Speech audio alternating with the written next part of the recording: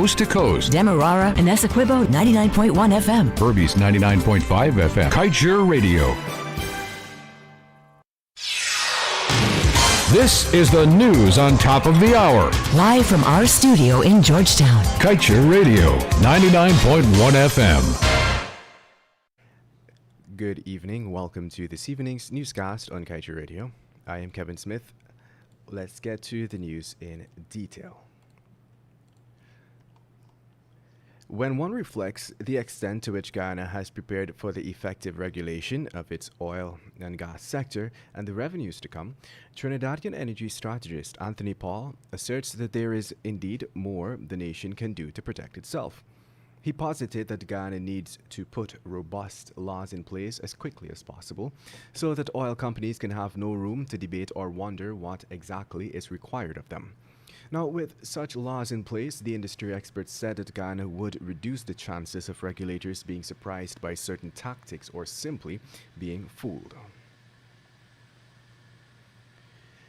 In other news, Agriculture Minister Zulfikar Mustafa on Saturday last made another visit to the ancient county of Berbice and met with farmers and residents of Mollison Creek, Crabwood Creek, and the Quarantine Fishery Association.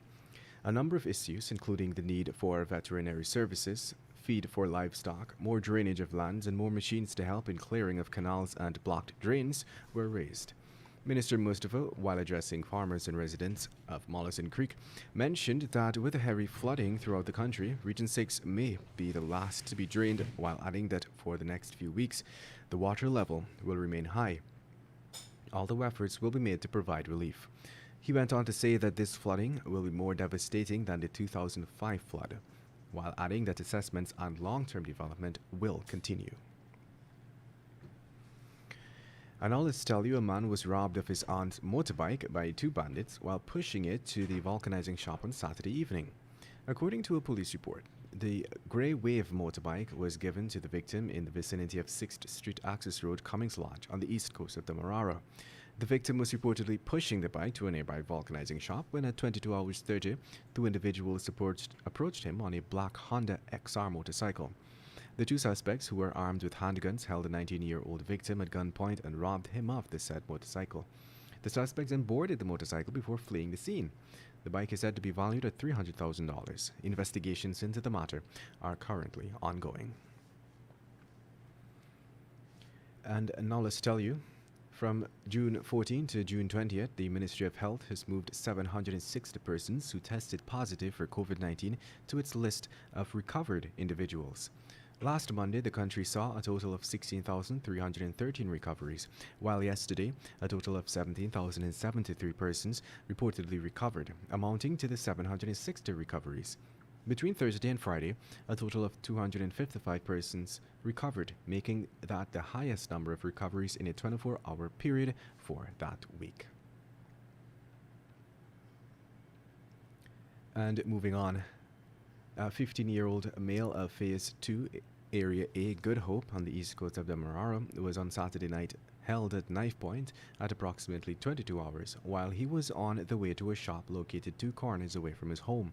We understand that the teen and 2 others were on their way to a shop when he saw some of his friends were consuming alcohol. He approached them but was soon after held at knife point by a bandit in the area. The teen was robbed of one blue Samsung Galaxy cell phone valued at $34,000 and $7,000 cash rather. While the victim managed to escape, 2 of the 4 suspects have been captured and are currently assisting with the ongoing investigation. And moving on, within the next few days, Natural Resources Minister Vikram Bharat must find over $5 billion to pay the 2020 income tax for 2 Stabroek Block partners. Highlighting this recently was Chartered Accountant and Attorney at Law Christopher Ram. His conclusion was arrived at following a review of the financial statements of Hess and Sinach. He noted that for Hess, Bharat has to pay $2.3 billion to GRA. For Sinach, he must pay GRA corporation tax totaling $3.1 billion. The total to be paid for the 2 companies out of the government's portion of its revenue is $5.4 billion.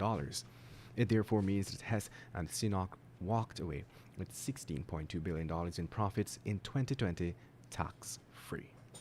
Failure to pay the taxes, Haram noted, would constitute a breach of the Stabroek Block Petroleum Agreement and would also incur late filing penalty, 10%, and interest, 18%.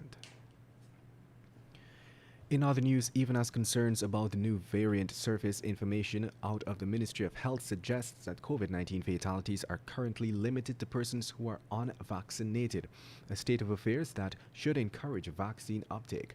But with a mere 48%, or just over 225,000 of the adult population being vaccinated with at least their first dose, the achievement of the ongoing COVID-19 vaccination program leaves much to be desired. Emergency medicine specialist Dr. Zulfikar Bucks expressed concern that with continued vaccine hesitancy, persons will continue to die. The vaccine, while not a cure, is said to be able to prevent an individual from developing the severe form of the disease that could lead to hospitalization and eventual death. And moving on, after an overheating problem, a man decided to park his bus at the side of the road, only to be robbed of cash and the bus by armed bandits. Police revealed that the 25-year-old driver of an orange and black Toyota Pitbull bus told police that at 21 hours on Sunday, the minibus was overheating while in the vicinity of Swan Village on the Linden-Soestdijk Highway. As a result, the man told police that he pulled to the left side of the highway, which was reportedly void of lights, for the bus to cool off. The man reported that after 5 minutes, he observed a dark-colored car pull up behind his bus and two men exited. According to the driver, one of the men pulled out a handgun from his pants waist and pointed it towards the driver. The driver told police that he was then pulled out of the bus and searched, and the sum of $20,000 was stolen from him. The suspects also drove away with the minibus, which, according to the driver, has a value of $2,980,000. The victim said that he then went to the Kururu police outpost where he made a report. According to police, an investigation into the matter is ongoing. And with that, we've come to the end of this evening's newscast. I'm Kevin Smith. Thank you for listening. Coming up at 19 hours 20 is the Glenn Lal Show. Tell it as it is. Do stay tuned. Guyana, please join me on the Glenn Lal Show, 99.1, 99.5 FM, Kaieteur Radio, every Monday, Wednesday and Friday, 7:20 p.m. and a rebroadcast of the next day at 11 a.m. just in case you missed that program. It is now 19 hours 8 in Guyana. Coming up next is a short presentation on the oil and gas sector from the publisher of the Kaieteur News, Mr. Glenn Lal. Remember, if you have missed any of these presentations, an entire playlist is located right on our YouTube channel. That is Kaieteur Radio, under the title Stand Up, Speak Up, and Be Loud.